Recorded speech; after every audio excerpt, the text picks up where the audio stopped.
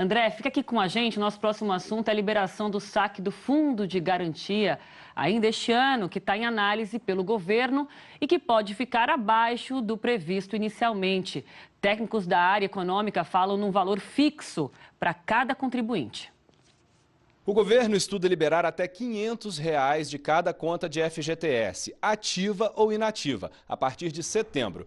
Ou seja, se a pessoa tiver contas de FGTS acumuladas de mais de um emprego, vai poder sacar até R$ 500 de cada uma delas, inclusive a do emprego atual. Isso para este ano. Para o ano que vem, a proposta que está sendo estudada é liberar o dinheiro proporcionalmente ao saldo da conta, um percentual menor para quem tem mais e um percentual maior para quem tem menos. O saque seria no mês do aniversário. Pelo que o governo estuda, ao optar pelo saque, o trabalhador teria que abrir mão de receber o saldo do FGTS em caso de demissão sem justa causa. É preciso ficar atento a esse detalhe, caso a proposta seja apresentada dessa forma. A pessoa ainda teria direito de sacar o FGTS em outros casos, como financiamento imobiliário ou para tratar de algumas doenças graves. Em 2017, no governo Temer, houve uma liberação de saque ao FGTS, mas de outra forma. As pessoas puderam retirar até 100% do saldo só das contas inativas. Ainda assim, foram liberados na época 44 bilhões de reais. A proposta deste novo saque deve ser apresentada hoje ao presidente Jair Bolsonaro.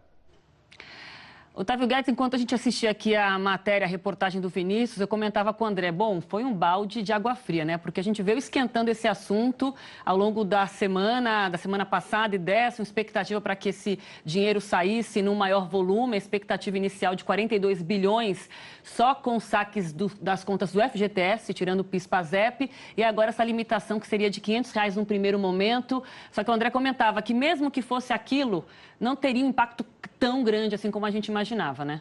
Não teria. Se a gente considerar o número da massa de ocupados, massa de rendimento de ocupados no Brasil, que é basicamente o total de ocupados multiplicado pelo rendimento médio dessas pessoas, isso dá uma base mensal de 200 bilhões, né? Então, 40 bilhões seria, no ano, né, seria uma conta muito pouca. A questão é essa, você consegue dar um fôlego para algumas famílias que estão numa situação muito complicada, de desemprego há muito tempo, isso geraria um fôlego para algumas pessoas. Mas o impacto disso em termos de crescimento econômico seria muito pequeno. É que seria proporcional, na verdade, né, ao valor de cada contribuinte que tem na conta, né? R$ 500 ali é um valor cheio, mas claro que depende do quanto você tem ali, seria proporcional esse saque. Otávio. Professor, e esse debate de que o dinheiro do FGTS na mão do governo rende menos para o trabalhador? No entanto, se ele aplicar ali, se ele incentivar obras de infraestrutura, principalmente saneamento, seria mais eficaz para o crescimento do que devolver parte para o trabalhador?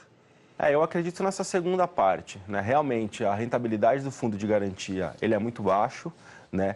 Mas o que a gente faz, na verdade, qual que é um dos grandes problemas do Brasil? O problema de poupança. A gente não tem poupança para financiar investimento. E o fundo de garantia é uma poupança compulsória, né? O que a gente tem é uma poupança compulsória que financia esse investimento e onde a gente precisa. Então, apesar da rentabilidade ser ruim do ponto de vista do trabalhador, é uma fonte de poupança que a gente necessita para que o Brasil ganhe produtividade e aumente seu crescimento econômico.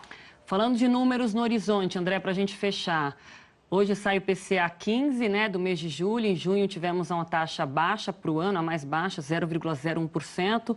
Ontem teve uma revisão de expectativa para crescimento econômico finalmente para cima, depois de várias previsões para baixo consecutivas. Sim. Como é que você avalia aí os números que vêm no horizonte para o crescimento, para o PIB, inflação e juros?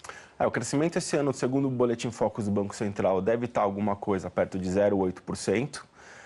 Uma desaceleração muito grande. Em 3 meses a gente perdeu 1,2 ponto do PIB, né, desde março. A inflação está sob controle, ela foi muito beneficiada nos últimos meses pela queda do preço dos alimentos. Ela está muito abaixo da meta de 4,25 para o ano. E essa ajuda do dólar também contribui muito para que a inflação não chegue para as famílias, né, principalmente via petróleo, via outros ativos. O cenário acho que está dado, né? Um crescimento em torno de 0,8, uma inflação sob controle e um dólar no final do ano em torno de R$ 3,80 por dólar. André Diz, professor do IBMEC, hoje na nossa coluna de economia, nossa conversa diária aqui no Globo News em Ponto. Muito obrigada. Obrigado. E até a próxima. Até a próxima.